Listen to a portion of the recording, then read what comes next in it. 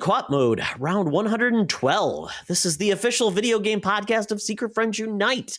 I am one of your hosts, Todd Oxtra, joined by the not-so-better half of Lauren Carabin. That's Mr. Mark Carabin. How are you doing, bud? I am good. I'm happy to have you back in the driver's seat. Not that I hated last week. It was a fun episode recording with my wife. She was happy to hear some of the feedback. So anyone that sent messages and said they listened to the episode, thank you. That really meant a lot to me and really, really meant a lot to her. She had a fun time, but she's always nervous about doing stuff like this. So any of those messages were very much appreciated. But Todd, it's great to have you back. I hope you had a fun trip and an exciting time, and it's great to be back podcasting with you. Mark, I journeyed to the continent of Europe, by the way. So that's a place where, surprisingly, there is not a lot of English spoken. There is, they converse in it, and not a lot of video games. I looked for video game shops in Austria, Germany, and Italy, and I found one. And it was like not even interesting. It was like all of their games were like digital, and they had like a game player mag. It was called Players, and like, oh, can I buy this? And they're like, no, it's free. I'm like, there's not even like any. It was like an advertisement. It was like a bad GameStop. So I'm like, I wanted something cool. See, that's kind of the thing. Is aside from a GameStop or a game or whatever they call it over there, like, are there game stores left?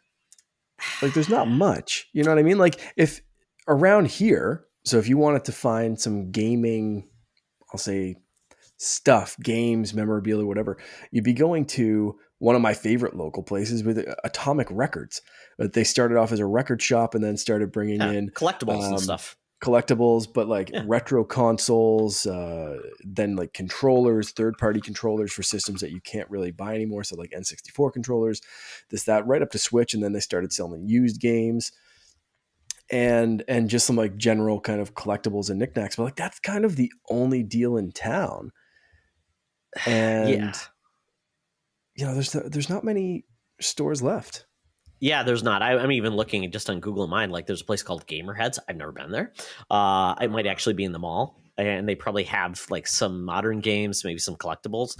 But yeah, the day of the mom and pop shop is kind of leaving us, and there'll be a niche for collectibles because there just will, because you can't download an N64, you can't download a Atari 2600. You got to buy those things if you want it. You want the cartridges. So there's a piece of that as like a collectible, something you want to own in your hand because it means something to you. But yeah, to your point, they're very far and few between. And even the GameStops are like, it's more like a Funko place than it is a place to buy games these days. Yeah, that's another big section of Atomic is Funko Pops. So you're hitting all the right right keywords there. I think Japan is like the last vestige of like the cool place to buy games, and I would love to go there and check out like Shibuya and all those different. I think it's Potato Games or whatever is the one place that's like the place you go, but even that feels like they said it's kind of like it's overshopped, way overpriced.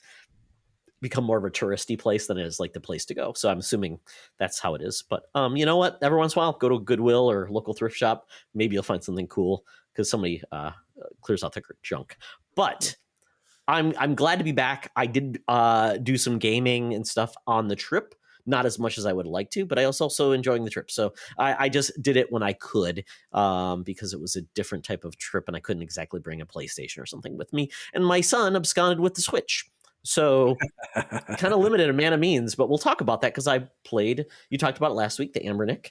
I brought mine with me, and that became kind of a main source of gaming along with my cell phone as well. So we'll get into that in a little bit. But you know what? Before we really get into this, Mark, we need to thank our Patreons. They're the ones that make this happen. Our squad is dedicated, and they are the best folks in all the land. And that is Best Bud, Jamie Prinky, BFFs Sean, Stella, and Henry Nias, Missy Merchant, and Andy Milliken. Thank you so much for your support of this podcast. Amazing. Yeah, thank you. Mark, I would offer up like streaming or doing video of me like gaming, but I figure that would probably get more Patreons out of our Patreon than in. So I'm doing it as a favor.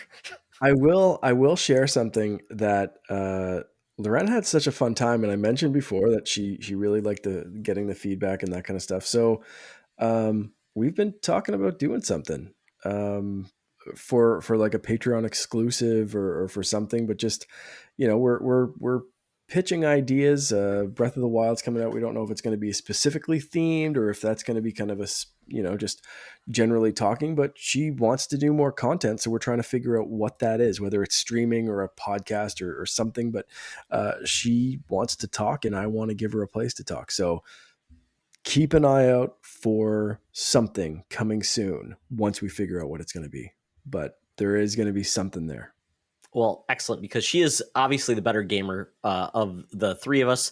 When she talked about Hogwarts Legacy, I finished it at like 40 hours, and she said she had like 85. I'm like, you have a child. How do you even do this? So, props to her.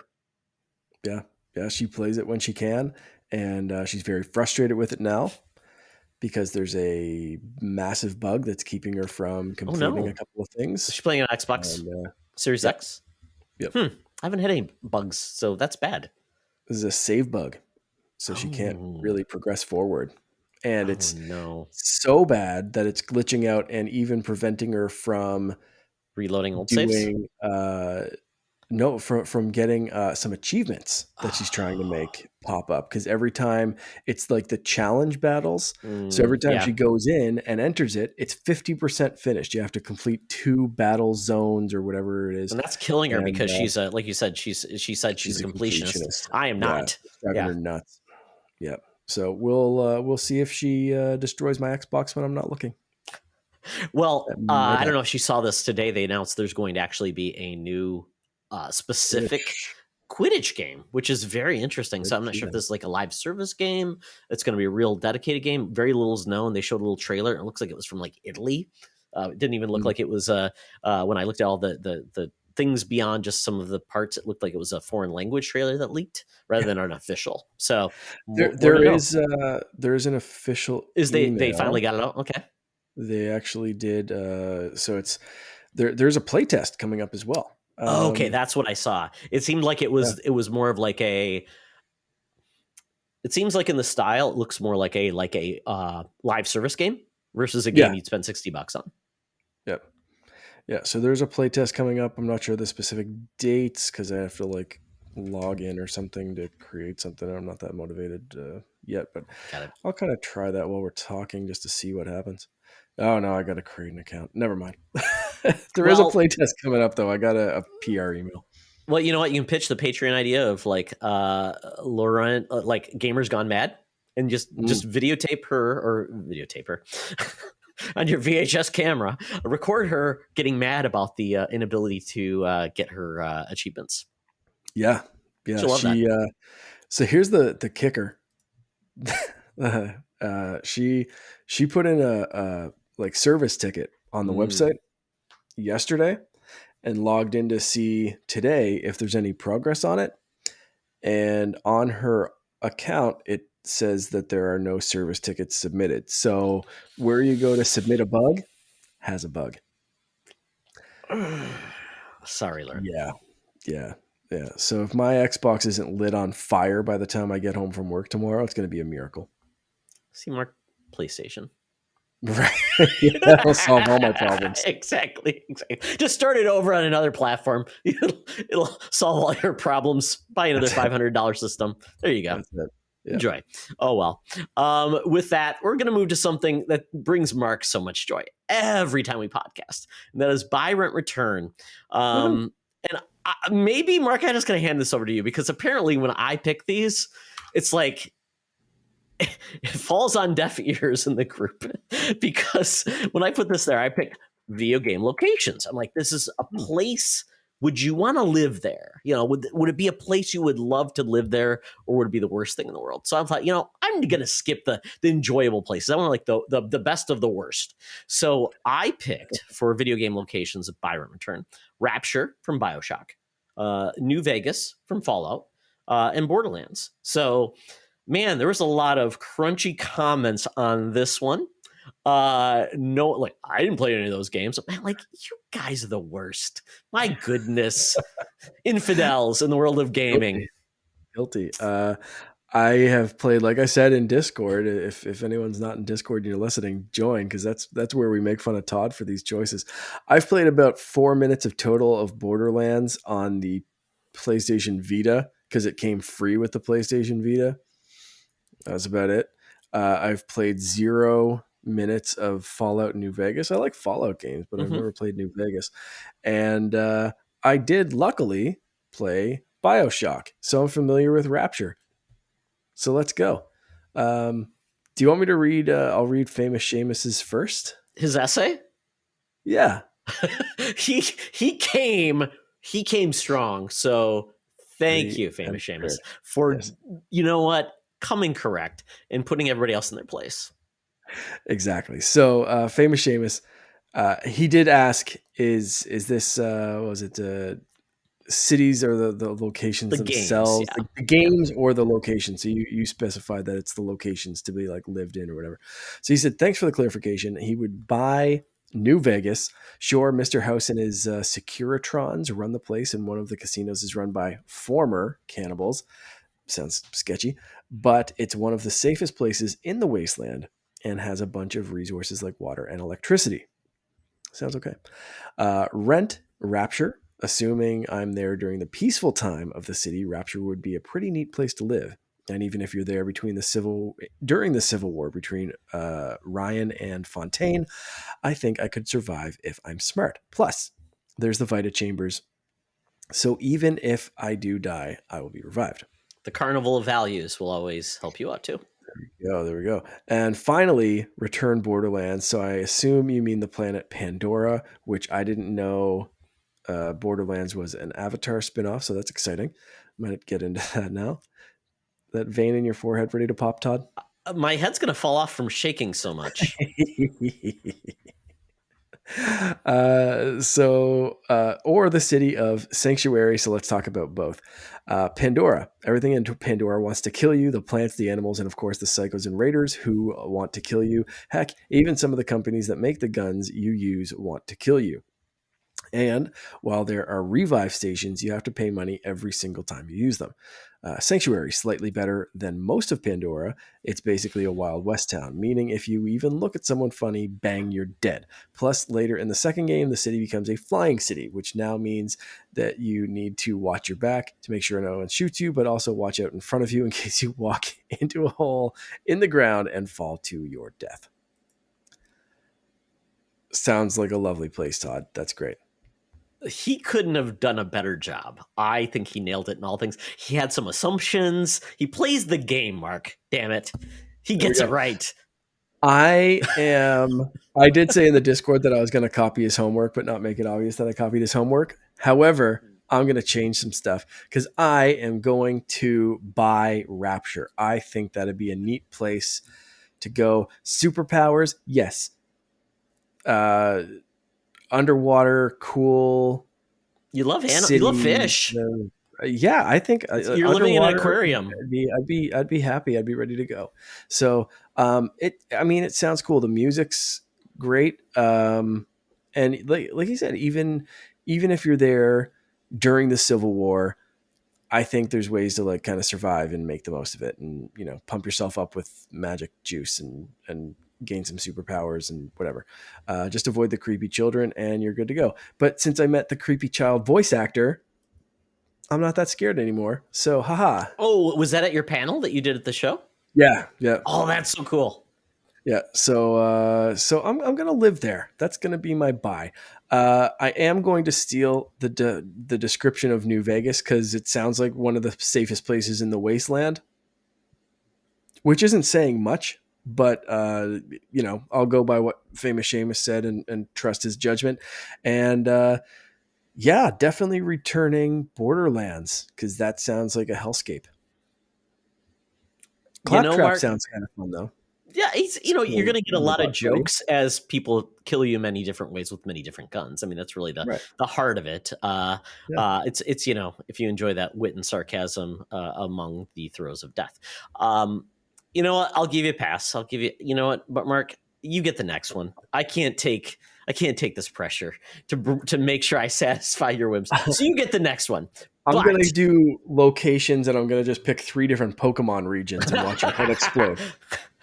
well, I could have been mean and said like the fire world in Mario. It's like, oh, great, it's lava. Great. How are we gonna live that way? Ice. How are you gonna enjoy that? You're gonna fall down and slip down with penguins and die. Or Yeah, underwater. Nobody likes underwater worlds. You got those, the clownfish and the squids and everything. So Mario, even like the themed like water and fire and ice suck.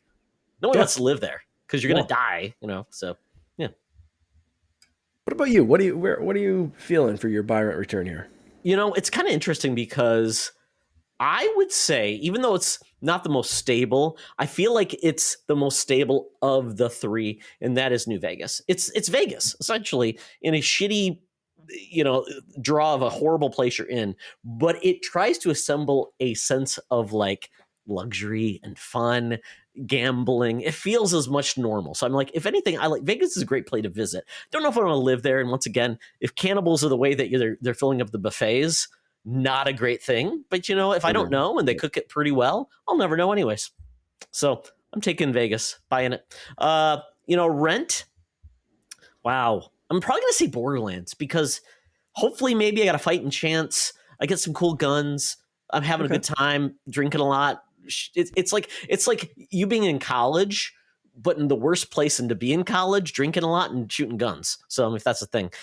And you know what? It could be entertaining. If you get killed, it's probably over quickly. So I'll take that. And the people seem entertaining. Good laugh. And then, God, Return. I just think Rapture because it's temporary. You know what? It's not. It's ending, and Mm. you're underwater. Things could horribly go wrong. I mean, I don't know any.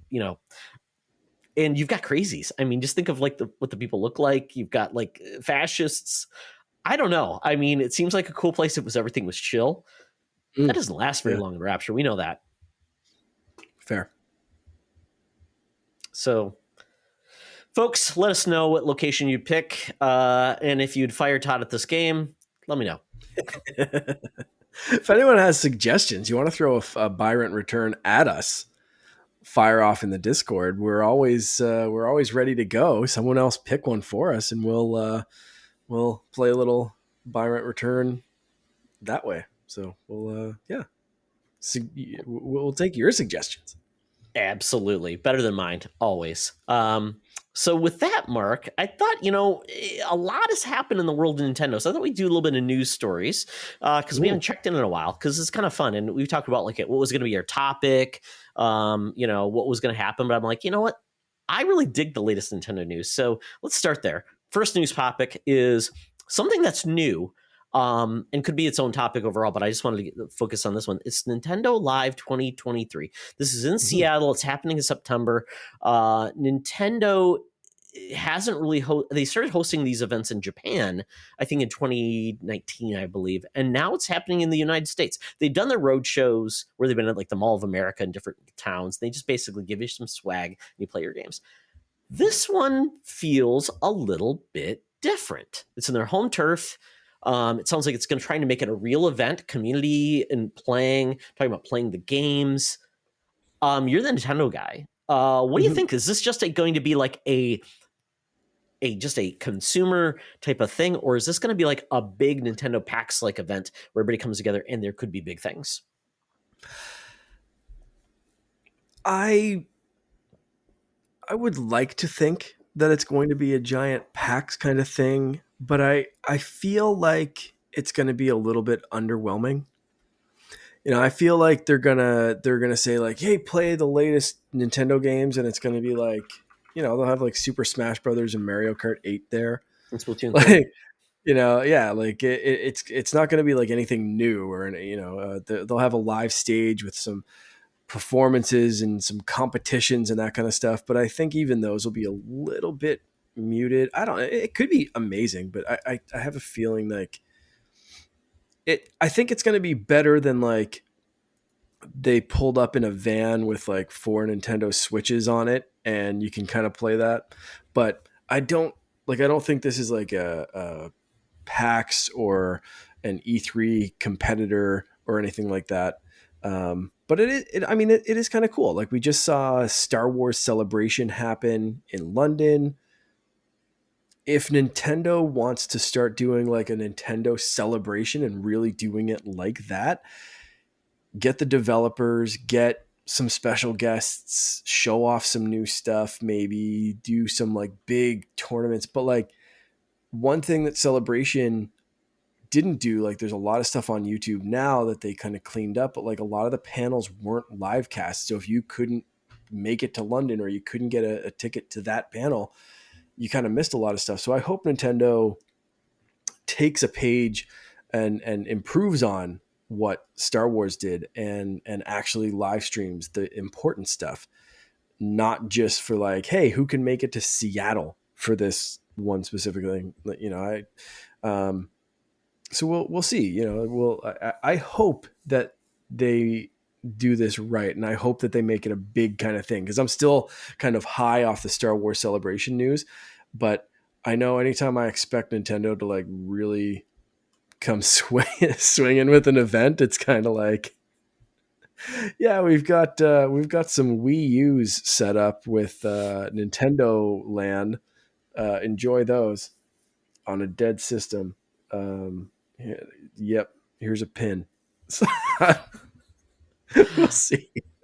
I have been to those Mall of America events with Nintendo. They show up. They've got folks wearing Nintendo polos, and hey, here's we fitness and things like that. Take Logan to them. I think with the one, it was the era of the Wii U. I mean, at the point it was like what was that, Skylanders with the Mario characters, Supercharged or whatever. Supercharged? Yeah, so it wasn't a great era of Nintendo. I think it was Four Swords Adventures too, which was kind of a kick in the nuts for a lot of people. Like, what, you gotta have two, we gotta have three people or not two or something. It was a weird like thing, like you gotta have three but not like, four. It was weird. Yeah, it's so weird. Such a weird. Yeah. It was an odd time to be a Nintendo fan, but you know what, I to your point, Celebrations is the best in class fan event. Nobody does it better. DC Fandom was trying to do something, but that was never in person. That was just online. I'm hearing there's rumors that Marvel might do something similar, which makes sense. Same company. That absolutely makes total sense. And especially with Marvel, with Nintendo now having the parks, having the big movie, having all of these things and having so much momentum, it just makes sense. They know this is one more way to get them in front of people's faces and say, Nintendo owns this event and they own this time. September is like, nothing's happening in September anyways. So it could be a big deal, and they are announcing like tournaments are going to be here. So it used to be like the Nintendo World Championships could be a thing. Space World used to be an event in Japan. I mean, my hope would be like, well, maybe we're not getting an E3, but maybe this is where they're going to have like a huge presentation. What's coming next? Because they haven't talked about their fall yet. When was the last time Nintendo did any kind of stage presentation? It's been all pre-recorded Nintendo Direct style. Was the Wii Music one the last one? Years. Yeah, I think so. Or like somewhere around that era. The Wii U, I don't remember Reggie bringing out a Wii U out of his pocket and showing people on stage, right? Yeah, they haven't done anything in years. So like this could be like a high energy live stage presentation, which Nintendo, I think like Nintendo Directs are great, but like there's an energy to a live presentation that when they nail it, they nail it, and you just cannot replicate that with a crowd going crazy and the energy in the room. You can't replicate that with a static kind of Direct with a white background and everything feels very sterile and please enjoy. Like that's not the level of excitement. They're cool, but it's not the level of excitement that you can get from an event where everyone's just going bananas. Watch 1 5-minute clip of Celebration. Watch Hayden Christensen coming out and he can't speak for 10 minutes because the crowd's going nuts because they love him so much. Like do that. Bring Jack Black on stage and just have him announce a Bowser spin-off game and watch the crowd go absolutely effing bananas. Like, do that. I mean, you're not going to get the angry journalists there. It's going to be all people that want to be there and are excited. And half the people just being in a crowd like that, just like at a con or whatever. I've been to Comic-Con, I've been to those things, and just being there is just you just feel so good. It's the endorphins rise. Regardless, you can be shown like the crappiest thing in the world, and people will be like, "Hey, it's Wii Music Point 2, 2.0 or Switch Music." People will be like, "Yeah, all right. Where's Ravi drums?" Bring Exactly. it back. There's ways they can blow this out, and I but that's the problem. I'm trying to not get my expectations hyped up because, like I said, I'm still on that like Star Wars celebration. Like, oh man, there's so much news. The Mando finale's coming up this week. Like, I'm like high on Star Wars, and I'm like, I'm old enough that I know better than to bring that level of expectation to Nintendo. I love Nintendo. Don't get me wrong, but like I know I've been there. I've been there of like they're gonna do the best, and then they come out with a Wii Music. So Labo 2.0. Yeah. Now with more now with more cardboard. I mean that's no, it's like a huge helmet. We've added more cardboard to your cardboard. Nintendo Exactly. Labo Plus. New Nintendo Labo Plus. XL. Yes. Yeah. Well, Mark, as we know, Nintendo Japan doesn't even give Nintendo America anything anymore. It's like they're essentially the lawyer firm and maybe localization. That's all they allow Nintendo America. Doug Bowser, if you see him, all he does is go up and accept words on stage at the Game Awards. That's all we know Doug Bowser does. I mean, I want Doug Bowser's job. Essentially, he doesn't have heavy lifting like Reggie does. He just shows up and says thanks. Mm-hmm. Yeah. Japan lets me say 3 things. He's not taking names. No, he's got plenty of bubblegum. He got the job because of the name. Let's just be honest. Mm. Yeah. Is there any Marios occupy him in out an there? office so he stops stealing princesses. Yeah. Is there any Marios out there? I don't know. Mario. Yeah. Oh, well. Yeah. So I think you're right, Mark. Tempered expectations. We are probably going to get something in June or July. Nintendo's going to talk about like what's coming up this fall. And this will probably just be more of like a fun event. But if we get anything out of it, it might be like a preview of something, maybe news about a Nintendo TV series, maybe with Illumination, maybe a Universal. Yeah, something like that. Or maybe, Super Mario Brothers is on home video and streaming now. Yeah. That might be it. And we got the voice of Luma. Sure. People have been blowing up about that demented little star. Someone was even talking about it at work today. So, so I mean, like, you can hype up that even little small thing like that it can be hyped. Let's. I just want Nintendo to do it right. That's all. Absolutely. Well, my intent was hopefully I was thinking, well, maybe we'd bring back like the PlayStation experience. They had that showcase. Hasn't happened in a while. Xbox has struggled to have a consistent, like, what's it going to be? Is it going to be in like a live event? Or are they just going to stream? We don't know yet. We know they're going to have a streaming event in June. So I would hope maybe Nintendo's been kind of a trailblazer in these things with, going with their directs. I thought maybe they would be a trailblazer again with having a live show, and this is better though than anybody else is doing from a console owner perspective. So at least we have this, and maybe it'll just be the first step of many more to come. Yeah. I like it. So Mark, next, I don't think we've talked at all about any of the Tears of the Kingdom like trailers. So we had the original trailer that came out was 10 minutes of like mechanics and things like that. Supposedly hands-on, which we saw a controller, hands, and then talking through a trailer. Yeah. And then we got the essential story trailer. And I think everybody has gotten over they're not showing anything I'm not hyped to. They're treating this just like Breath of the Wild, and they're hitting all the story beats of like, this is what the game's going to be like, and here's the story. And they timed it perfectly. And I think everybody can't contain themselves for this game. Yeah, hype levels are high. Talking about Nintendo doing some hype right. Not that I needed to be sold on this. So I've been kind of like lukewarm on the trailers all around because I don't need to know much. The less I know going into this, Like there was no scenario, there's no multiverse, there's no place where I'm not getting this game day one and putting 200 hours in. Loren and I have been talking about our game plan, and we talked about getting a physical edition so we could share it. And we were each like, do you want to share a 200-hour experience that we both want to play at the same time? Hell's no. We're getting 2 copies of this game. You would be divorced before anybody got a copy of that game. We have been trying to get Finn to share so much, and we were literally like sitting on the couch the other night, and he's in bed, and we're like, so are we like pushing sharing really hard on Finn, but we're going out and getting our own copies of Zelda because we can't share? Like, yeah, that's happening. Did you get a voucher? Did you get a voucher? I have to get a voucher, right? I forgot. Do it, and you get 2 copies for you're going to save money because it's like $300 billion in Canadian. Yeah, so I'll get a voucher and do that. And can you buy games for separate people on the same voucher? I think so, but I'm still gonna get a voucher for it. Whatever, or buy 2 vouchers. Just buy 2 vouchers, and you're gonna save. You'll be ahead in the long run because somebody will go buy I don't know, Hogwarts Legacy when it eventually comes out on Switch. That's not happening, is it? Is there a streaming version? Didn't they come out? They said it's coming out like it's coming on Switch. I'm like, how does that even happen?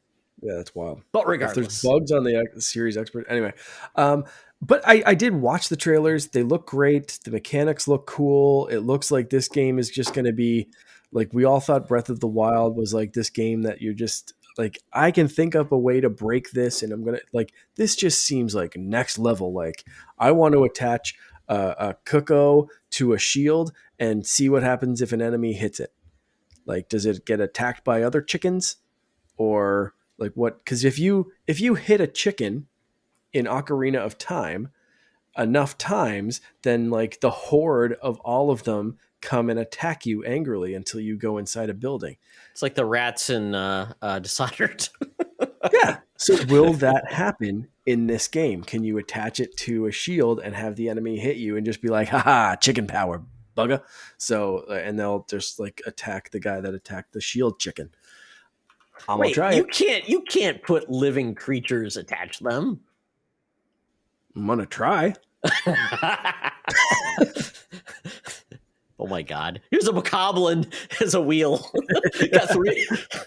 It doesn't work very well, but you know what? I'm going for it.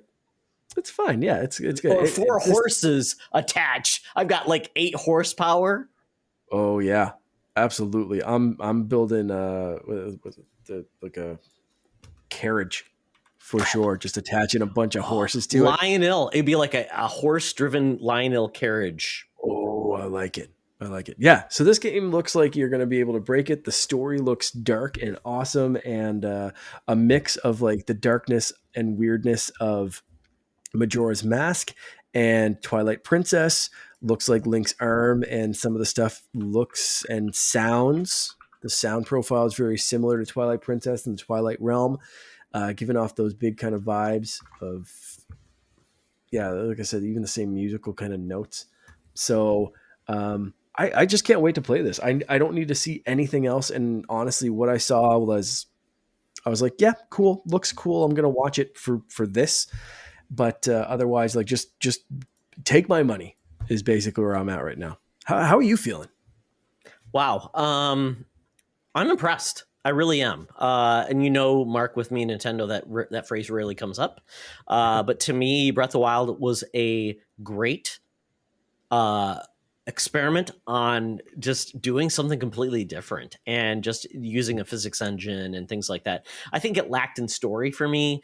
And I think it lacked in, and I know this is like a scenario that doesn't make a lot of sense to people, but when I talk about like fighting mechanics, I think Link's fighting mechanics himself were pretty limited, but his ability to use the environment for it were unparalleled. Like it was how he approached. But when I think about like a fighting mechanics, I'm like, I want parrying, I want this, I want that, I want rolling back and doing things precisely. And I remember how many times I've got hoisted by my own petard because I'd click in the freaking L3 or whatever thing, and I would squat versus do the thing I wanted to, and it pissed me off. I'm like, that's why I hated the Joy-Cons, because I felt like I did that all the time. Like, I'm killing myself. But I mean, I thought it was all there to be fantastic, and dungeons were something I missed.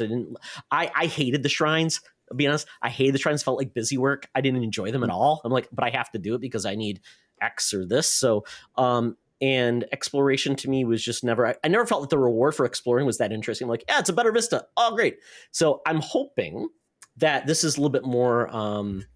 And it seems like they're putting the world looks more populated, which is cool. There's people, and you're actually fighting with people, which is very cool. Because guess what? It's not a dead world anymore, and so they can't use that as an excuse. So it feels like, yes, I can partner with people. We can bring people together, and that's kind of cool because I think that is something that's new to the Legend of Zelda, where it's always been kind of like a solo experience. So I would be very excited with that. I love the fact that you can really rather than just the weapons just breaking, you have to pick up a new one. It's like I can experiment with the weapons I'm getting because I can play around with them and do something cool things with them. So that is really neat. To me, that's an improvement just versus breaking. I get something different. I did like how ridiculous that looked in the trailer of just like long stick. Hey, here's my 30-foot stick that's just on my back until I decide to poke a bokoblin with it. From poke a guy on like across a cliff. It's like, where's that coming? It's like a sniper like stick. Yeah, I love it.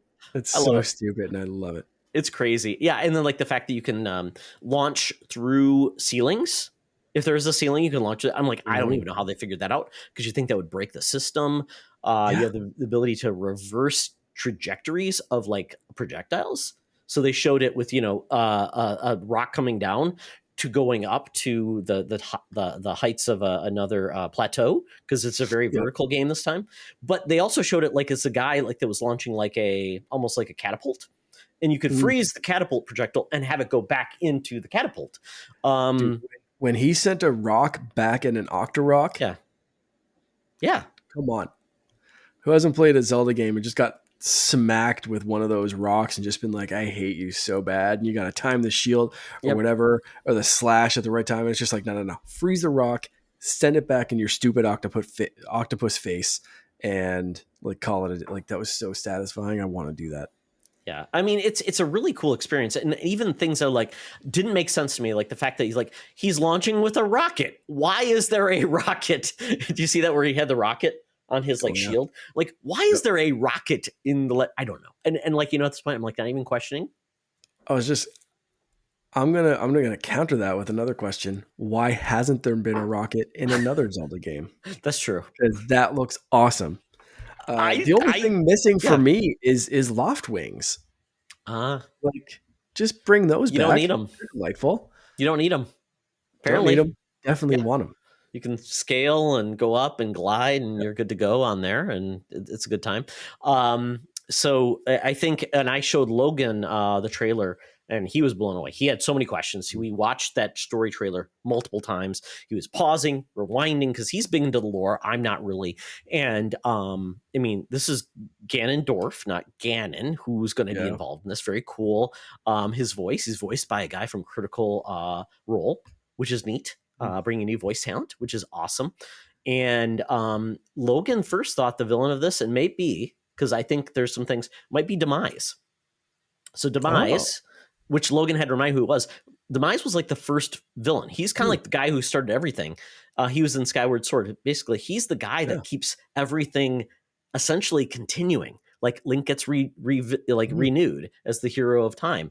And we think that Demise is kind of coming back to finally stop the regeneration, stop Link from coming back, the hero of time. And I'm like, that's cool, because they showed that first image from the behind. And when I looked at it, I'm like, Logan might be right. It might be him. Ganon might be like the red herring, and it's not really Ganon. And Ganon might actually be infected with Demise. Oh, I like it. Like, you saw that, remember the mummified creature? Maybe that's what it is. Demise resurrects Ganon, but it's really Demise behind it all, which is kind of a cool concept. I like that. All right. Yeah. So this is very cool. I mean, it's got all of the things you can build. We saw that crazy, like, it's bokoblins on a walking dude, but then Link builds like this ridiculous structure with wheels. He's really high, and I'm like, that is the most janky thing in the world, but it looks so fun.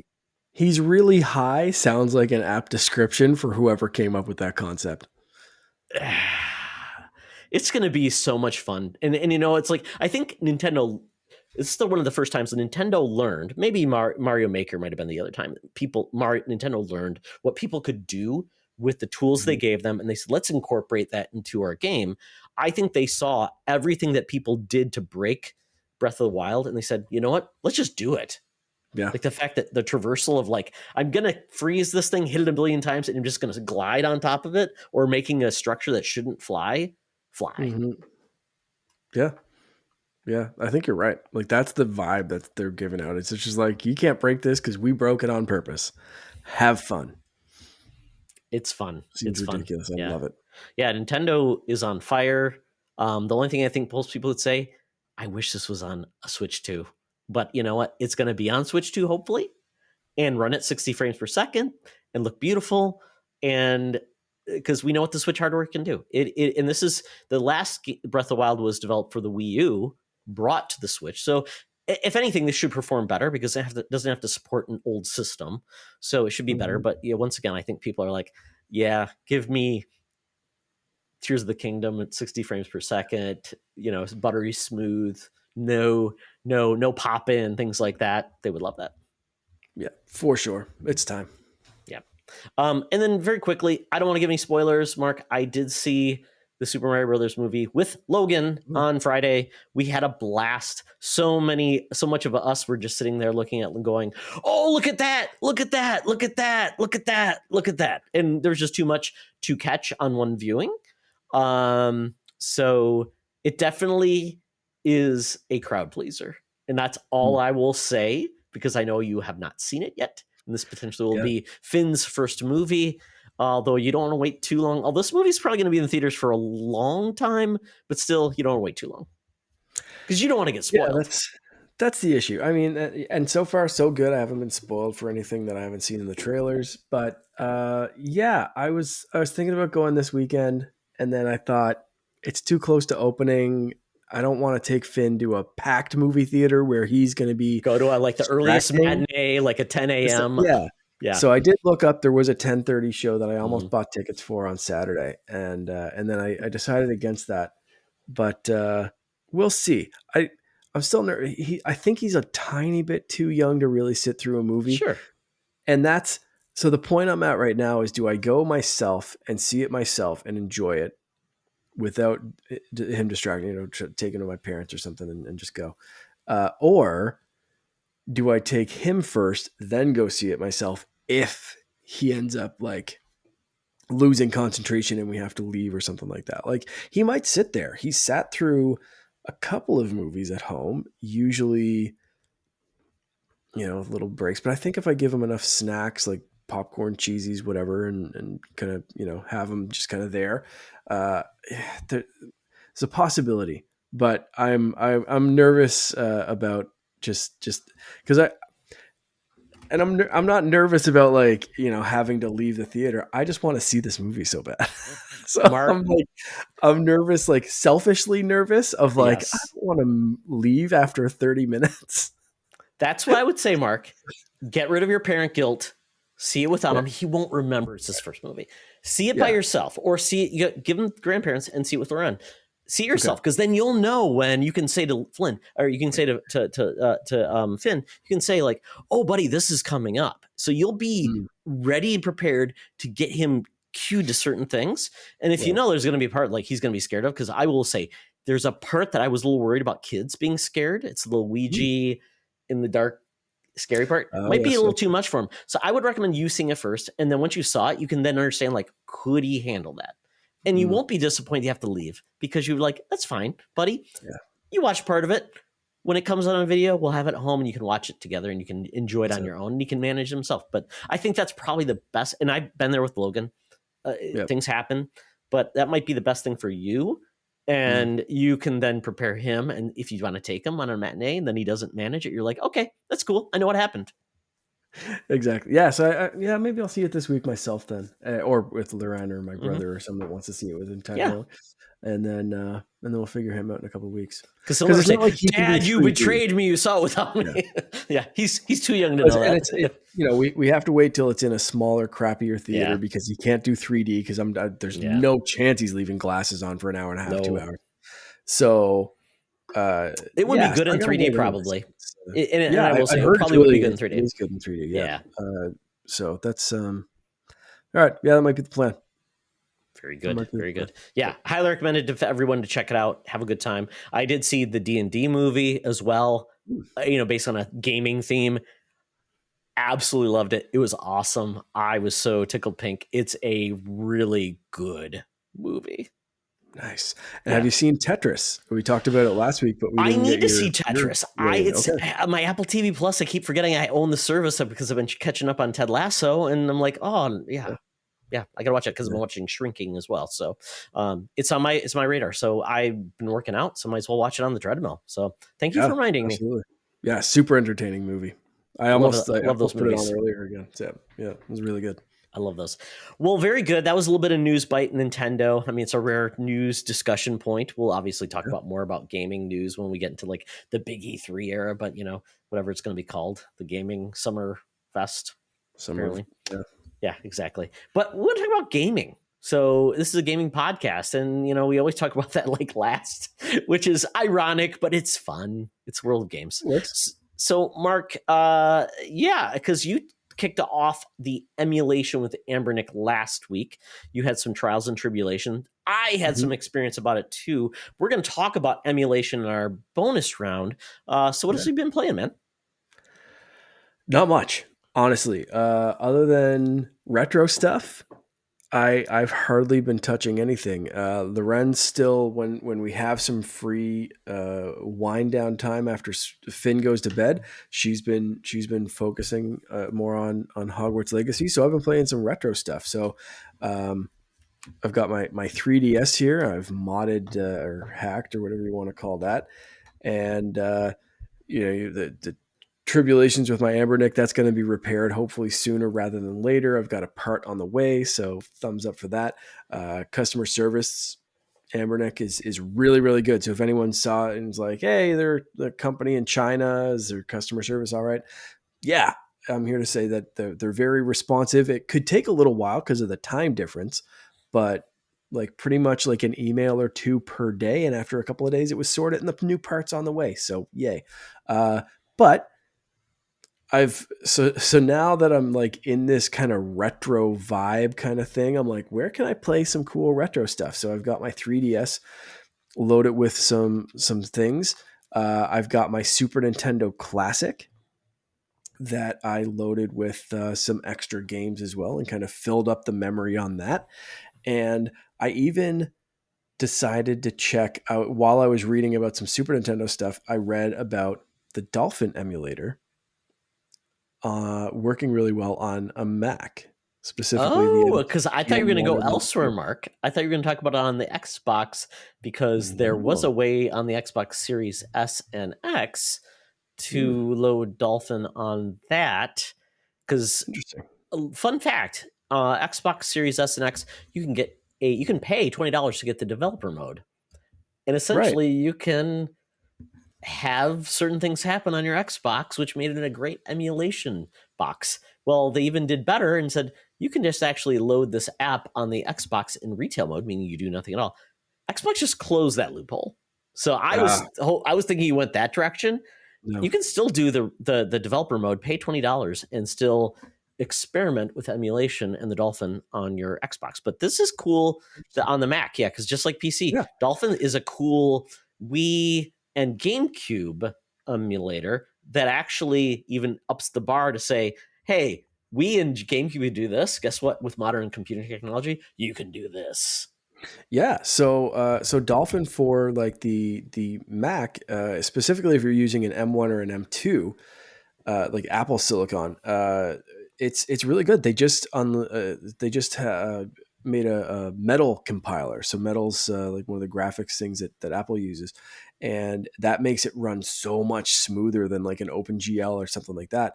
And it's really, really good. I was playing Rogue Squadron 2. I played a little bit of Wind Waker, just some games that I own that I know how they're supposed to run, but this was able to upscale them to, like, I was running Wind Waker like 60 frames a second 4K, like Mm-hmm. not missing a freaking frame. And I don't even like, it wasn't even hooked up to like my 4K TV or anything. It was just like on this monitor, like Yeah. MacBook Air, that's not like, doesn't have like a cooling system. It's not like a MacBook Pro or something like that. It was still running it flawlessly. So I dumbed it down to just like 1080p because it was like, it looks fine. But Those textures are only going to look so good at such a that's it, resolution. right? Like It's I like, didn't oh need it my to god, look those any, polygons will cut your eyes. yeah, I didn't need it to look any better than 1080. So I was running that. Um, and yeah, it looks and plays really, really well. It was kind of funny to play old Nintendo games because I tried to use a GameCube controller and it just would not map. Because I have like the, I forget who, Power A Power GameCube A, yeah. controller or whatever. Mm-hmm. But I ended up using an Xbox controller Sure. for all of these. So I played like I said, I played Double Dash, I played Rogue Squadron 2, I played Wind Waker. Um, yeah, and they work really well. Oh, It's Mark, good. game So you got to good. play on that thing. Beautiful Joe. I have that Oh, downloaded and ready to go because it's another God, game that I know how that runs and I know it's up. I have such a the beautiful actual game copy of too. it upstairs, and yeah, so it's cool to have again these games that like I don't, hooking up a GameCube's a little more complicated than it needs to be right now. So like, do I go through those loopholes or do I just play the games on my computer instead? So it's pretty cool. I'm kind of digging it. Very cool, man. I mean, I think that's the whole point. It's like old consoles are hard to replicate on modern TVs too, Mhm. and you need the right things. And if you want them to look good, that's a Yeah. lot of expense. That ugh, you know. Yeah. So with the Super Nintendo Classic, again, it was like, well, load up the games that I had when I was a kid that either like at my mom's or lost or whatever. Mm-hmm. My brother took them instead of me. So it's like Maximum Carnage, Ken Griffey Jr. Baseball, like all that kind of stuff. But then I was like, okay, well, if this works so well, maybe I can try, after I did the 3DS stuff, I was like, maybe I can throw some Game Boy games or Game Boy Advance games on there. So Mm-hmm. that's what I did. This past weekend was throw some stuff. So I was just, before we started recording, I was playing Super Mario Land 2, which is great. RetroArch has like a bunch of shaders and different things that I've been playing around with, and it all looks great. And I decided, because I've been really liking it on the 3DS, I've decided to take on a bit of a challenge that's probably dumb and is going to take a long time, but I'm determined now to do it. And I've started it, so I'm going to try to finish it. And that is play every single Pokemon game from the main, like every single mainline Pokemon game, in a sense. So I'll clarify what I mean. I'm not going to play like Pokemon Red and Pokemon Fire Red. I'm not going to play Pokemon Gold and Pokemon Heart Gold, if you see where I'm kind of going with this. So right now, I am working my way through, I'm a couple of badges through Pokemon Fire Red, the Game Boy Advance remake of Pokemon Red and Blue. So that's kind of where I'm at with this. Then I'm going to go on to, so I have my copy of Pokemon Gold right here, but the time, like the battery that keeps the internal clock, doesn't work anymore. So I'm still just determining if I want, because I have my Heart Gold still in my 3DS. So I'm deciding if I want to play the virtual console version of this, or the Heart Gold with enhancements for the DS. But then I'm like, there's a couple of games that I haven't played, like Black 2 or White 2. Mm. I played Black and White, and I have those games, and I just never ever played them. So I want to play story modes to a relative level of completion. I am not completing every Pokedex. I am not catching all the Pokemon. I am basically like let's go through the story mode. Let's beat the Elite Four or whatever you have to do to kind of feel like I completed the story, and go from there. So I'm going to do like Ultra Sun or Ultra Moon. I'm not going to play both. I'm not going to play like Red and Blue. I just want to get the story from each generation of Pokemon and feel like I've played it. So that's my goal for the next little while. I'm going to be picking at it. I'm not going to be like hard line, like put Tears of the Kingdom away and I was gonna say, Mark, you've got 11 days because Jedi I know, Survivor comes out 4/28. I know, You're like, you know what? You can I say all know. you want, but you know what? This all goes away until probably June, maybe, because Yeah. you're set for games until I June. and Maybe you might even be I'm still gonna be playing. picking at it. I'm Yeah, gonna be picking at it. Like I have this, I'll have this thing fixed and ready to go through the summer, and I'm gonna move my RetroArch save from the Game Boy I guess or you gotta have the something to do on the toilet 3DS. Yeah, it's just gonna be something I want to pick on or in over the bed, next I guess. Well, although while. the Switch goes everywhere with you, so Switch goes everywhere. I'm It's not a fine. handheld guy. So I mean, yeah, you're kind of Yep. screwed, man. Yeah, I mean, but you're not screwed, but I mean, no, that yeah, plan is screwed because reality will hit you. You're like, oh crap, two of my biggest absolutely. games are coming out in the next In three the next weeks. 2 weeks, yeah.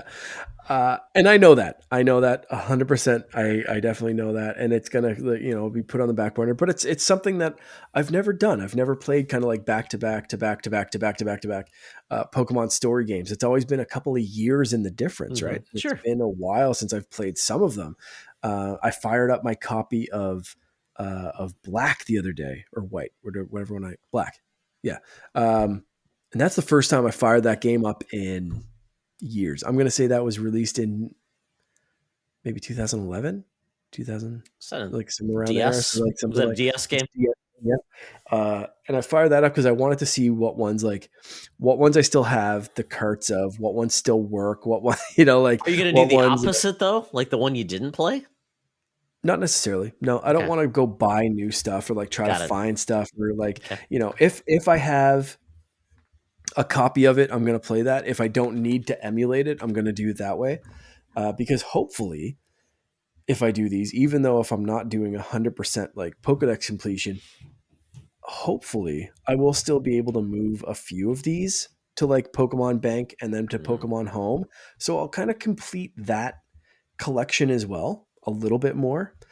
Because my Pokemon Home collection is pretty expansive already, but it could always be better. So I was looking up ways to move stuff from like the older games to Pokemon Bank and then move them to Pokemon Home.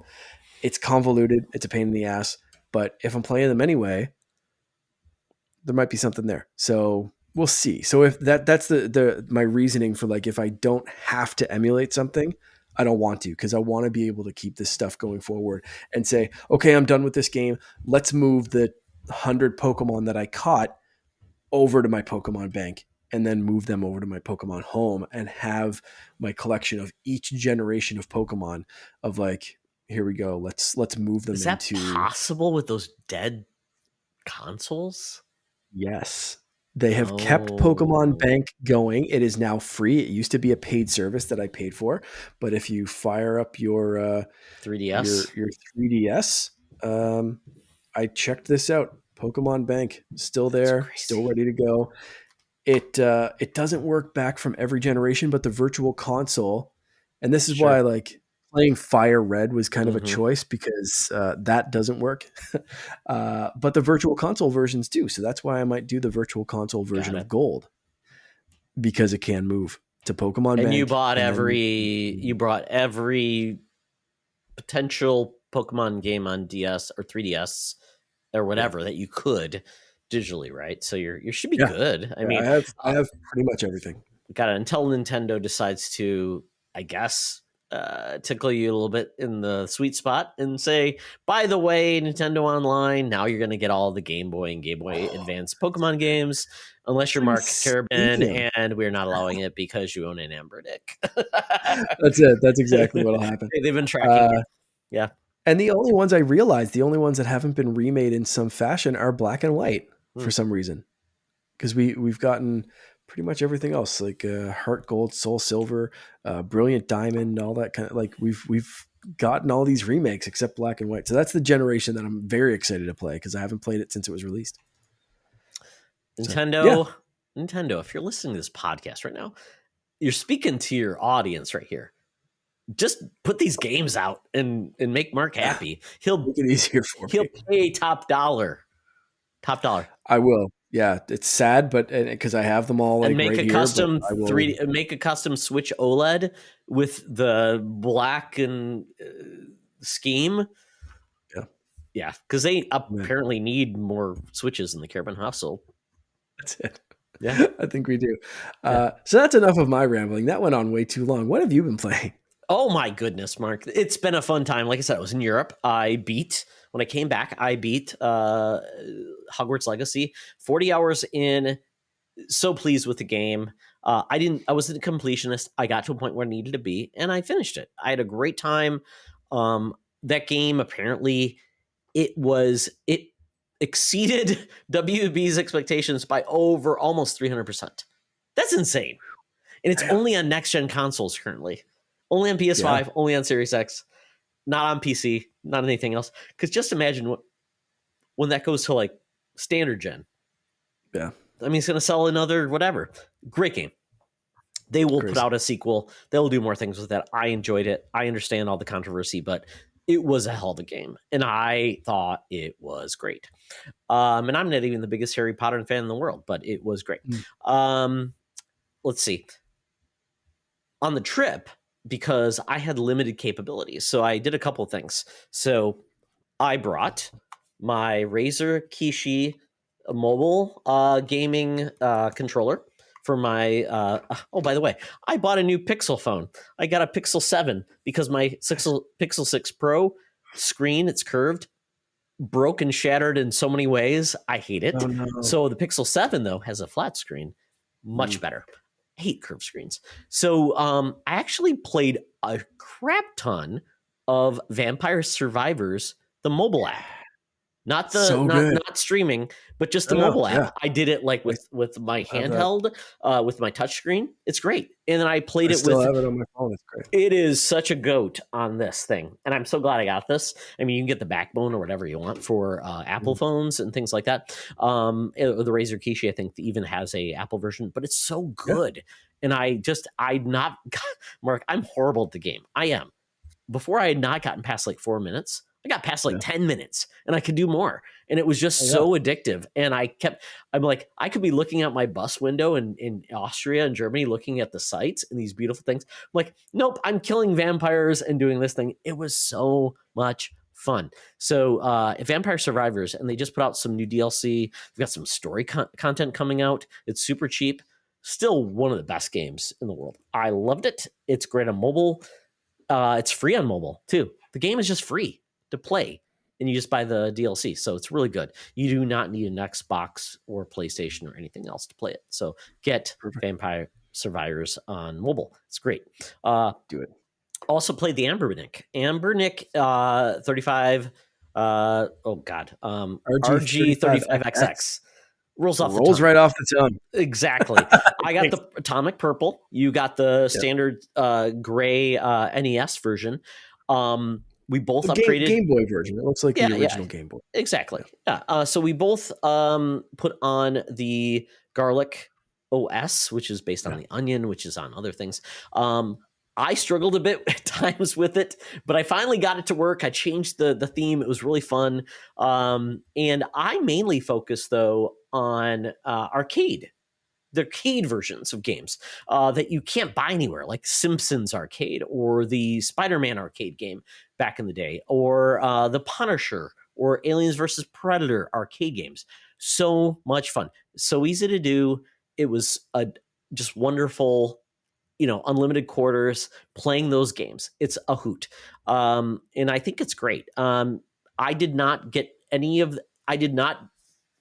pirate anything that I could buy currently on another system. That's not the point of these systems. It's to play games you can't find anywhere else because nobody's selling them. It's really improbable. So it was a lot of fun going back in history and playing these games. Some couldn't play, some played horribly. I found a Jackie Chan fighting game, Mark. It What was for what weird. system? Arcade. And it I was like haven't messed Mortal with the Kombat. arcade games. I never had Oh, time. oh, That's really Capcom has cool. so many good arcade games. Think of Hmm. like X-Men versus Street Fighter, or Oh yeah. all of that series, or like I said, Yeah. the Alien versus Predator arcade game, the Punisher arcade game. There's a really awesome Spider-Man arcade game. There is an X-Men Children's of the Atom. It was a fighting game just with the X-Men back in the day as well. There's so Hmm. many good arcade games that I just absolutely loved and fell in love with. And I'm so glad I can play those again because I'm an arcade kid. I grew up in arcades playing Burger Time. Who's playing Burger Time? Loren's cousin and his wife just opened an arcade in Washington, Oh, and they also just bought 2 new cats. And they posted a picture of the cats and they're like, as if we're not busy enough, pitch some names for these 2 adorable cats. The cats are right there if you're looking the video version. oh, so They're cute. adorable. My suggestions, because one's a male and one's a female, I said you need to go with arcade-based names. So Mario and Peach, pretty standard, pretty easy. Vanellope and Ralph, if you're a Wreck-It Ralph fan. Yep. Pinky and Blinky from Pac-Man. Mm-hmm. Popeye and Olive, or Olive Oil, Mm-hmm. from the Popeye classic Popeye game. Absolutely. Or, because you mentioned Burger Time, I said name one Peter Pepper and Pickle, or just Pepper and Pickle. And it turns out that not only do I love Burger Time, but Loren's cousin's wife, Christina, apparently that's her favorite arcade game and one of the first arcade cabinets that they bought for their new shop that just opened. Good. So yeah, if you're in Olympia, Washington, look up Legends Arcade, and yeah, go play Burger Time. That's like so many Burger Time references today. It's so weird. That's amazing because our good friend of Secret Friends Unite, he's actually one of the original Secret Friends. This Jonathan Sear, he's in Vancouver, Washington. So I wonder if he's been there. That can't be that far away from it. Oh my goodness. Yeah, yeah, and just Small opened up world. fairly recently, so it might not have been there, but it definitely should be on his list. Oh my goodness. Got to give me those details there after the Yeah, podcast, Mark. Love it. Or share it with the whole podcast at the end of the show. We'll see how it goes. absolutely. Yeah. Yeah, it's been great. I love the arcade games. They're great. I've been trying some other ones, but really it's been the arcade games where I played most of my time. Other than that, RE4 Remake. That's been where I've been putting most of my time in. This game is phenomenal. I'm playing on the PlayStation 5. It is, I think Resident Evil is becoming my favorite gaming franchise. Wow. It's been with me since the PlayStation 1. It's followed me. The remakes, the games I skipped, and they've just been really impressive. And I love the modern first-person versions, 7 and 8. And RE4 Remake is amazing. Everything they did to improve it. Every time I think that, the old game is really good, I'm like thinking like, no, this really is improving upon the gameplay, the shooting, Okay. all of the things that took away the pain points and just made it better are phenomenal. I'm like 8 chapters in. I think it's 15 chapters. It's wonderful. It's such a good series, and we're blessed with remakes this year, specifically on Dead Space. Yeah. That's a big one with Metroid Prime. It's a remaster, but still, it's great. And I'm glad these classics are getting remade and finding new audiences. And this game is a hoot. They took away some of the jank. They took away what you buy in with the vendor, but they improved it a little bit in certain ways too. So I'm loving it, and I cannot wait to. This game is going to take me all the way to Jedi Survivor and then to Tears of the Kingdom. So I am loving games this year. I think this is a much better year than last year. But yeah, I can't wait to play more and beat this game. It's phenomenal. That's tough. I was ready to skip this just because I liked Resident Evil 4. I've never felt the need to go back to it. The only time I've been tempted to go back, and I still haven't, is in VR. But I heard Joseph Moran talk about this game, and Ryan Turford talk about this game, and you talk about this game. Shooting is Y'all are so making good, me. Mark. Y'all They've are added making me spend so more many money, man. things that made it so good.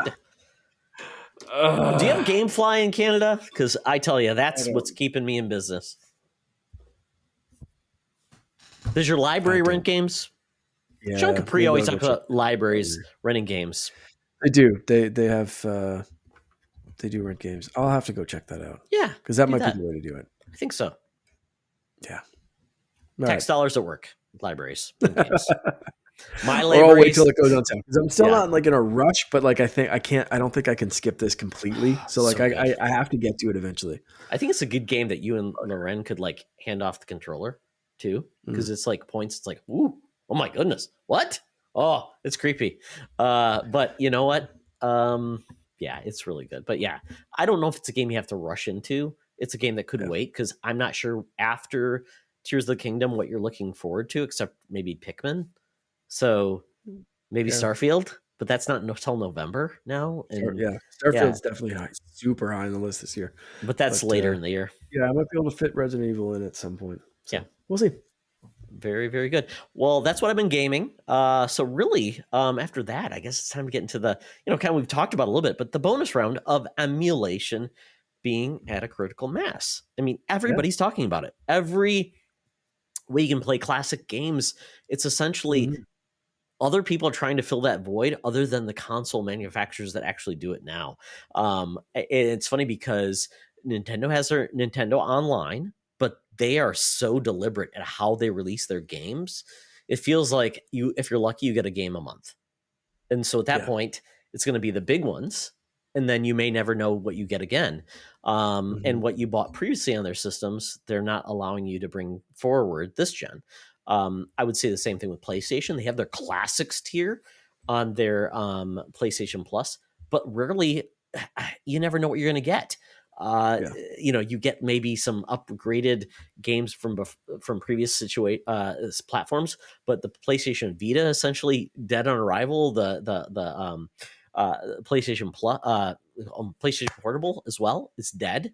Mm. You're not getting those games, and PlayStation 1 and PlayStation 2 games are rarely showing up. PlayStation 3 games are stuck.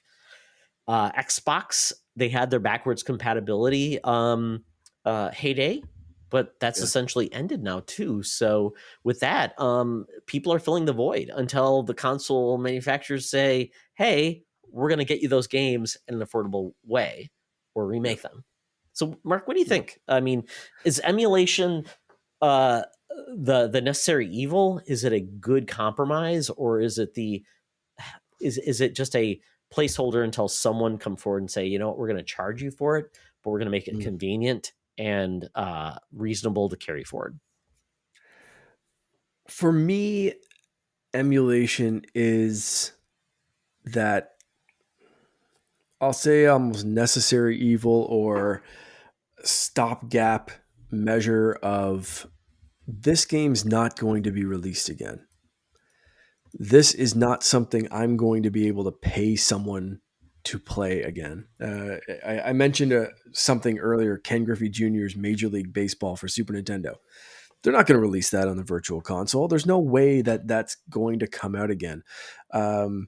We saw the hoops and things that they had to jump through just to get GoldenEye, and I'm very happy that that game is released again. I have two platforms to play it on. Neither of them are completely perfect, but that's, is what it is. But I have that option. I mentioned something earlier about Nintendo and their Nintendo Switch Online, and I love what they're doing for the most part. But like you just said, it's kind of a slow, deliberate release, and then they do really stupid things like release Pokemon Stadium for the N64 version, but have absolutely no way to take any Pokemon from your Pokemon Home, from old Pokemon games. Why wouldn't they release Red and Blue for the Game Boy at the same time and allow you to take your Pokemon just like you could? That was the big appeal of Pokemon Stadium. And without that, the game's just kind of like, well, here's some lender Pokemon. I guess that's neat. And it really loses, for me, any interest. But I'm sure there's some people who like it for what it is and whatever. But for me, I haven't even fired it up because I'm just like zero interest whatsoever. The cool bit of that back in the day for me was taking my Pokemon from this thing from this cartridge right here and putting it in my N64 and seeing them in 3D up on my screen that I couldn't on this. And obviously, I still have these systems, but you know, something's missing. Like I said, with the Pokemon Gold, battery doesn't work anymore for like the internal clock and the save files and all that kind of stuff. Just doesn't work. So that's where something like this comes in. And you look at the Game Boy and the screen is black and white and small and not backlit, and then you look at a screen like this where if I can play Pokemon Gold or Pokemon Blue, which I have the carts for, or maybe some games that I don't have the carts for at that point because you're already downloading stuff. Um, that's it. But like if I have a choice to pay for a game or to pay for a service that gets me the game, that's usually where I'll go first. Um, you know, there's a ton of stuff on the 3DS that I have that I've paid for, but they've shut that down. So now I have the H shop on here. And if anyone is unfamiliar with what the H shop is, go look that up. I'm not going to tell you exactly I what it did. is or how to get it. After Mark talked about it, I looked it up. I'm like, this is amazing. It's Imagine wild. if Nintendo just monetized something like that. They would make a lot of It's money. wild. Yeah, it's insane. The H shop is crazy. Just everything's just there. Um, and like I feel weird about doing it, but at the same time, it's like, well, I can't buy anything anymore. They don't want to take my money, so now it's just mine. I guess, you know, it's such a weird spot to be in, but I really appreciate. Especially, and this is kind of where it started for me, as I started seeing videos pop up of like the Miyu Mini, the Embernic RG35XX, and it looks like a Game Boy, and I miss that form factor. The Switch is great. It's amazing. It's portable, but it's such a chonky beast. Even the light is still massive. And you get something like this that's fairly small. For anyone on the video version, I'm holding it up to like my phone, and like it's tiny, right? Like it's portable. And it feels like a Game Boy, and it looks like a Game Boy.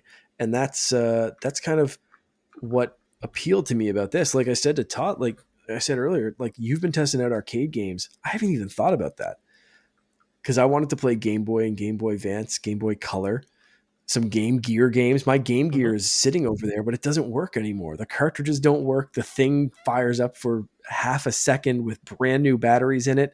Just doesn't work. So I played some Game Gear games on this thing, and it feels right. It feels good. And legitimately, I played the games that are sitting over there that I just can't, like G-Lock and Sonic Pinball or Spinball.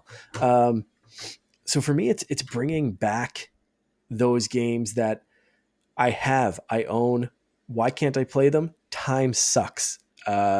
You know, and that's it for me. It's like it's a big nostalgia trip, and I don't have nostalgia for games that I didn't own and didn't play. So a lot of this is really just replacing a library of games that have died that I have that I just can't use anymore for one reason or another, or I just don't want to play on a screen that I can't see at nighttime, you know, or in direct sunlight.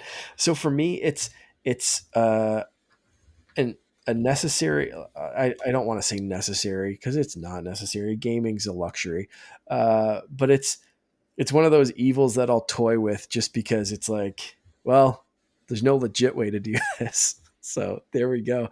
How do you feel about this whole pirating emulation mess? So, Mark, I'm an OG. I'm an OG. I've owned a PC for years. Gaming PCs have been part of the emulation, the MAME series. Mm. You mentioned, different. RetroArch is another, basically a platform for emulating old systems, and it's been a necessary evil in regards to revisiting classics that you can't. And um, I've enjoyed it for mainly, like I said, arcade games because I can't Mm. buy cabinets of everything that I loved as a kid to play, like Dragon's Lair or Contra or things like that, and they aren't meant to. be. Arcade games were essentially a part of time that no longer exists. Arcades, if you can find them, guess what? They're probably not going to have those old games anyways. They want to have like Angry Birds or these more modern arcade type games that are more, putting out coins or tickets or things like that. So to me, it's the only way to recapture a part of my life that just it's not going to happen again. Because even though we see maybe sometimes the Switch will have arcade games or PlayStation or things like that, they don't happen very often. So it's a large part of gaming history that's lost to time. And if we want to take gaming seriously, we have to have archives. And Yeah. I don't know how that happens because I feel like no one from the console owners, the publishers, have any interest of preserving history unless it can make them money now. And especially like old things. It's like old is old, and maybe there's not a way to monetize it. Totally get that. But if they aren't going to give us a way, I always felt like this. If there's a way to pay for it, you pay for it. If there's not, it's not hurting anybody. They're not losing money. They're not the publishers, the devs, anybody that made this game is not going to benefit from it. So it's a victimless crime. I would say the best way to put it, unless it's available. And that's why I'm glad like Scott Pilgrim got brought back forward because there was a need for it. And I'm thinking maybe this is like a gift in disguise to all of these manufacturers and publishers and console holders to say, if there's an audience, address it and give it to them and then say that's a new way to monetize it. But guess what? When they bring it back, it's going to be better. It's going to be more modernized. It's going to be updated. It's going to have more modernized sensibilities than we got in the past. Like it was like when the Nintendo brought back the minis, they had save states and that was cool. So I'm hoping that's what this will do is bring it back because Steam Deck, the first people when people get a Steam Deck is guess what? They find a way to emulate. People have been finding ways to put this on it. And it just feels like there's got to be someone in the gaming community, in the publisher's mindset to say, guess what? People, we're getting older and people have a hunger for nostalgia. Somebody's got to address it. And we are getting a lot of that, but still there's a huge gap, especially in old consoles that just feels like console manufacturers, they move on, they go to the next thing. But guess what? Backwards compatibility is reality now. Everybody supports it, except for Nintendo, a certain way. Maybe they will in the next gen, but that previously they did support backwards compatibility. So I hope that all of this is a pretense for the future of saying we don't want to leave anything behind, and because people will pay for it, whether it's a subscription service, a one-off that will carry with it in the next generation that you buy. I don't know. I hope that's what it brings. And I'm old as old, Mark. I go back to the Atari 2600. I don't know if there's anything before that people care about. ColecoVision. People don't even care about the Atari 2600. My first gaming was the Atari 5200, and that's a trash system. I don't want to play those old games anyways. So I think everybody that's involved in gaming now, they can control their destiny. Sega, I'm surprised they haven't done more with their classic catalog, except for the Genesis collection, the Dreamcast, the Saturn. I think are ripe for picking. The Game Gear, like you mentioned, those are ripe. Bring those forward. Yeah, absolutely. I loved my Game Gear. I had that before I got my brother and I. We didn't have money for both, so I got that before the Game Boy because they didn't have color in Game Boy. So you look at a Game Gear, sure, it eats up like 6 AA batteries in a half hour, but we weren't worried about that. We played it mostly plugged in because we couldn't afford that many batteries. Or then it was finally like Pokemon came out and I got one of these, but that was it, right? I mean, it was the Game Boy the Neo Color. Geo Pocket Color, the Wonder Swan, all those systems. I mean, the Neo Geo itself too. And it's like, who's going to bring those games forward? So I don't know. I'm hoping that cooler heads prevail and they find value in their catalogs and saying, you know what, give the people what they want. They'll pay for it. Yeah.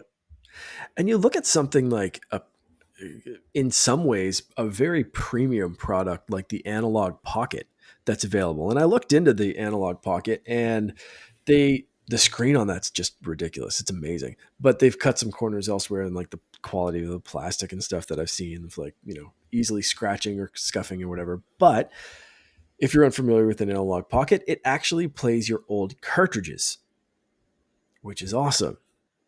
However, as we've talked about a couple of times, old cartridges don't always work. So the analog pocket now finally has unlocked and has kind of the best of both worlds. So you can load up cores on there. And the nice thing about that is that they're running FPGAs, which is like it's not really emulation. It's an actual core. Like it kind of It's tricking. simulates It's tricking. Yeah, core. it's tricking the Tricking hardware. the Yeah. hardware into thinking it's an actual. It's like it's an identity crisis. It's an actual Game Boy. Whereas something like the It's Ambernick running or even software. my 3DS right now, it's running software, so it knows what it still is. It's like, yeah, I'm a 3DS, but like I'm gonna, I'll run this Super Nintendo game for you or whatever. But the Analog Pocket's just like they put so much into it. I think they could do like I don't want to say a plus version, like a minus version, because the Analog Pocket right now can do like synthesizer stuff, and they do like MIDI and like music creation and like original games. Like I think they could do a pared down version that was a little bit cheaper and just focus on those emulation cores, and because that's an expensive system, man. But I think I think if they just put that quality screen, and I'd love to be able to pop like my copy of Pokemon Blue into a modern system with a modern screen. That'd be really cool. And then run some emulators for other stuff like my other Pokemon games that relied on an internal battery that's now dead.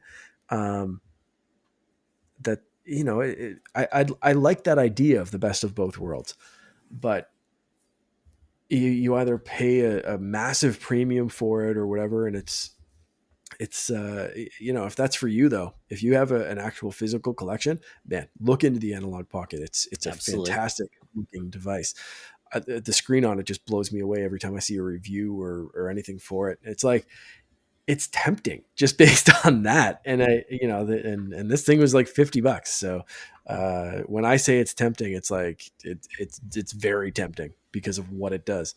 But there's a lot of options for sure. And if you're not too worried about like you said, if it's a victimless crime, if you're not too worried about that, man, there's a lot of options available.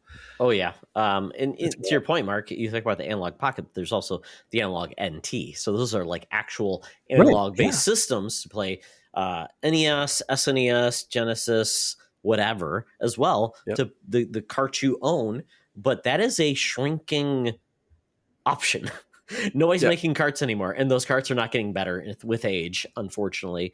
And Yep. it's so I'm wondering if that even could be like a hybrid option where Nintendo, maybe even Xbox, the original Xbox, they could partner with somebody in PlayStation, could partner with Analog and say, make us hardware and we will give you the software and we'll sell Mm. it as a legitimized thing, but we'll lock it down. Like you can't get another way to get that software on there, and it's the best of or something like that. To at least say we're making archiving hardware and software together in a way that is a partnership and it's legit. I don't know if that'll happen. It's probably too pricey. I don't know, but it becomes a potential option because one of the things that I do that I look to when I get I guess call it retro systems and retro software is licensed software. Licensed software is hard to come Mm. across. The Xbox uh, the original OG supports some really cool software. Same with 360, but it's licensed. The Captain America game on 360, you cannot Right. play that game Yeah. anywhere unless you own the disc because it's licensed.